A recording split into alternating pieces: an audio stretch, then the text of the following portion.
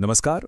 कभी सोचा है कि ये जो वैज्ञानिक या शोधकर्ता होते हैं, ये दुनिया के बारे में अपने सवालों के जवाब आखिर ढूंढते कैसे हैं? असल में उनके पास एक खास तरीका होता है, एक पूरा का पूरा टूल किट, और आज हम उसी टूल किट को खोलने वाले हैं। तो चलिए इस सबसे बुनियादी सवाल से शुरू करते हैं कि हम जो कुछ भी जानते हैं वो हम जानते कैसे हैं। क्या उस जानकारी तक पहुंचने का कोई भरोसेमंद, कोई सिस्टमैटिक तरीका है? हाँ, बिल्कुल है। और सच कहूं तो यही विज्ञान की असली खूबसूरती है। तो आज हम क्या क्या देखने वाले हैं? सबसे पहले हम ज्ञान तक पहुंचने के दो मेन रास्तों को समझेंगे। फिर देखेंगे कि दुनिया को सिर्फ देखने और उसमें कुछ बदल कर देखने में क्या फर्क है। हम कुछ खास रिसर्च टूल्स पर भी नजर डालेंगे और ये जानेंगे कि किसी भी सवाल के लिए सही टूल आखिर चुना कैसे जाता है।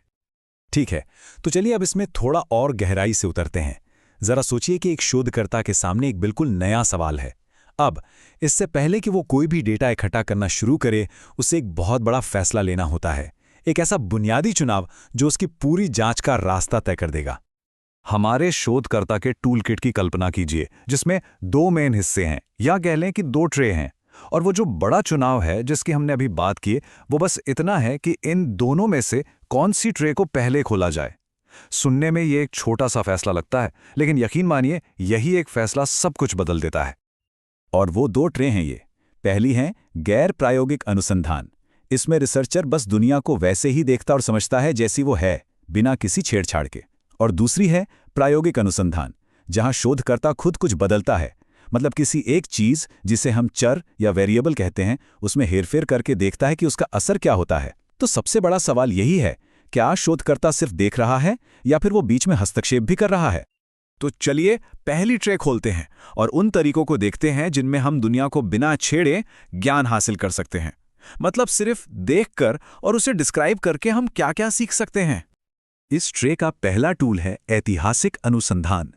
ये एक तरह की टाइम मशीन है जो हमें पुराने रिकॉर्ड्स और दस्तावेजों के जरिए ये समझने में मदद करती है कि अतीत में क्या हुआ था और हम आज यहां तक कैसे पहुंचे। मिसाल के तौर पर यह पता लगाना कि पिछले 100 सालों में मेंटल हेल्थ के इलाज का तरीका कैसे कैसे बदला है। इसके लिए शोधकर्ता पुराने मेडिकल रिकॉर्ड्स, किताबें और दूसरे दस्तावेजों को देखकर पूरी कहानी सामने लाते हैं। अब इसी ट्रे का एक और बहुत पावरफुल टूल है सहसंबंधी अनुसंधान। ये हमें बताता है कि क्या दो चीजें एक दूसरे से जुड़ी हुई हैं। मतलब जब एक चीज बढ़ती है तो क्या दूसरी भी बढ़ती है या फिर घटती है। ये बिल्कुल पैटर्न ढूंढने जैसा है। इसका एक क्लासिक उदाहरण है पढ़ाई के घंटे और एग्जाम में आए नंबरों के बीच रिश्ता ढूंढना। क्या ज्यादा पढ़ने वाले स्टूडेंट्स के नंबर सच में बेहतर आते हैं? ये टूल हमें ऐसे ही पैटर्न को पहचानने में मदद करता है। पर यहाँ विज्ञान का एक सुनहरा नियम याद रखना बहुत जरूरी है।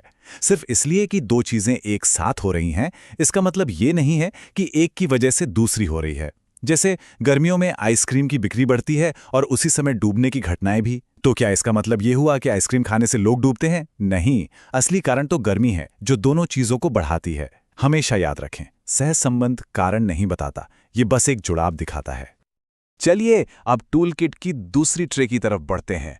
ये वो ट्रे है जहां शोधकर्ता सिर्फ देखते नहीं बल्कि एक्टिव होकर कुछ बदलते हैं। ये वो टूल्स हैं जो क्यों का जवाब देने की कोशिश करते हैं, मतलब कारण और प्रभाव का पता लगाते हैं। इस ट्रे में दो मेन डिजाइन होते हैं। एक है वास्तविक प्रयोग, जिसमें लोगों को अलग अलग ग्रुप्स में पूरी तरह से रैंडम तरीके से, जैसे सिक्का उछालकर, रखा जाता है। ये कारण और प्रभाव का पता लगाने का सबसे मजबूत गोल्ड स्टैंडर्ड तरीका है। पर कभी कभी ऐसा करना मुमकिन नहीं होता। जैसे किसी को उसके जेंडर या सामाजिक वर्ग के आधार पर रैंडमली तो नहीं बांट सकते। तब अर्धप्रयोग का इस्तेमाल होता है, जहां ग्रुप्स पहले से ही बने होते हैं। तो अब तक हमने रिसर्च के बड़े बड़े प्रकारों को समझ लिया है। अब चलिए कुछ खास उपकरणों पर जूम इन करते हैं जिनका इस्तेमाल असल में डेटा इकट्ठा करने के लिए किया जाता है। अवलोकन वाली ट्रे में ये कुछ मशहूर तरीके हैं। देखिए, प्राकृतिक अवलोकन में शोधकर्ता बिना किसी दखल के व्यवहार को देखता है, लेकिन इसमें एक पर्यवेक्षक प्रभाव का खतरा रहता है। मतलब लोग अलग तरह से बिहेव करते हैं जब उन्हें पता हो कि उन्हें कोई देख रहा है। अभिलेखीय अनुसंधान में पुराने रिकॉर्ड्स यूज होते हैं, पर हो सकता है कि वो डेटा किसी और वजह से इकट्ठा किया गया हो। और सर्वेक्षण, जिसमें सवाल पूछे जाते हैं, उसमें यह मुश्किल होती है कि चुना गया सैंपल शायद पूरी आबादी का सही प्रतिनिधित्व न करे। और जब बात एक्सपेरिमेंट करने की आती है तो दो मुख्य जगहें होती हैं। एक है प्रयोगशाला यानी लैब, जहां सब कुछ शोधकर्ता के कंट्रोल में होता है। इससे नतीजे बिल्कुल साफ मिलते हैं, लेकिन माहौल थोड़ा बनावटी लग सकता है। और दूसरा है क्षेत्रीय प्रयोग, जो असल दुनिया में होता है। ये ज्यादा रियलिस्टिक तो होता है, पर वहां बाहरी चीजों पर कंट्रोल रखना बहुत मुश्किल हो जाता है। तो हम इस विश्लेषण के अंत की तरफ बढ़ रहे हैं, और अब तक ये तो साफ हो गया होगा कि कोई एक सबसे अच्छा तरीका नहीं होता है ना। सब कुछ इस बात पर निर्भर करता है कि सवाल क्या है। और यही इस पूरी बातचीत का निचोड़ है। एक शोधकर्ता का काम एक बढ़ई की तरह होता है।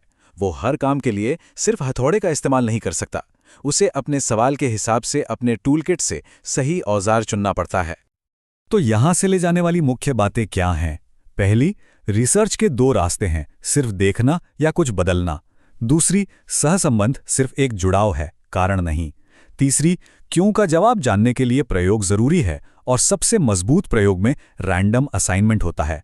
और आखिर में, किसी भी स्टडी को समझने के लिए ये जानना बेहद जरूरी है कि उसे किस टूल से किया गया है। तो अब जब इस शोधकर्ता के टूलकिट के अंदर थोड़ी झलक मिल गई है, तो ये सोचने वाली बात है कि अगर ये टूलकिट आपके पास होता, तो दुनिया के बारे में वो कौन सा पहला सवाल होता जिसकी आप जांच करना चाहते? आपका सवाल क्या होता?